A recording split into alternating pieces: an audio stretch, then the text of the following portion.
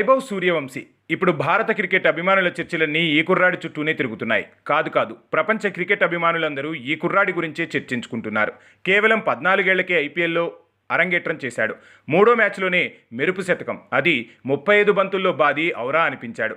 ఈ కుర్రాడి ప్రదర్శన వెనక భారత క్రికెట్ దిగ్గజాలు లక్ష్మణ్ ద్రావిడ్ ఉన్నారట. స్కూల్లో పాఠాలు చదువుకునే వయసు ఆ కుర్రాడిది.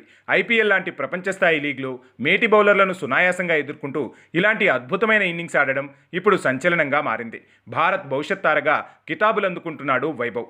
త్వరలో అతన్ని టీమిండియాలో చూడగలమనే అభిప్రాయాలు అభిమానుల నుండి విస్తృతంగా వినిపిస్తున్నాయి. ఈ కుర్రాడు ఇంత వేగంగా ఐపీఎల్లో అవకాశం అందుకుని మెరుపులు మెరిపించడం వెనుక తన కోచ్ మనీష్ ఓజాతో పాటు భారత క్రికెట్ దిగ్గజాలు వివిఎస్ లక్ష్మణ్, రాహుల్ ద్రావిడ్ పాత్ర కీలకమట. చిన్న వయసులోనే వైభవ్ ప్రతిభను గుర్తించి అతనికి శిక్షణ ఇచ్చాడు మనీష్ ఓజా. తర్వాత అతని కెరియర్ను ముందుకు తీసుకెళ్లడంలో వివిఎస్, రాహుల్ తమ వంతు పాత్ర పోషించారు.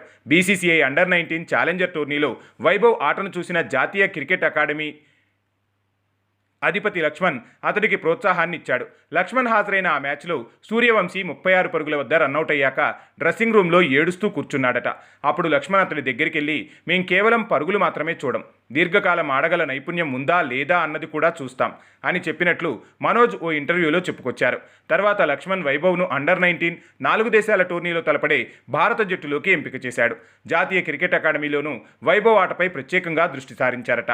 తన మాజీ సహచరుడు రాజస్థాన్ రాయల్స్ కోచ్ ద్రావిడ్కు ఈ కుర్రాడి గురించి లక్ష్మణ్ చెప్పినట్టు టాక్ వినిపిస్తోంది. ఈ సీజన్కు ముందే రాజస్థాన్ రాయల్స్ ట్రయల్స్లో వైభవ్ సూర్యవంశీ ఆటను పరిశీలించిన రాహుల్ ద్రావిడ్ వేలంలో అతన్ని దక్కించుకున్నాడు.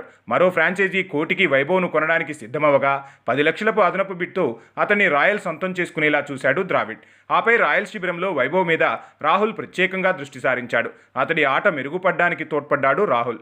ఏది ఏమైనా ఆనాటి క్రికెట్ దిగ్గజాలు ఈనాటి కుర్రాళ్లను ప్రోత్సహించడం నిజంగా శుభపరిణామమే.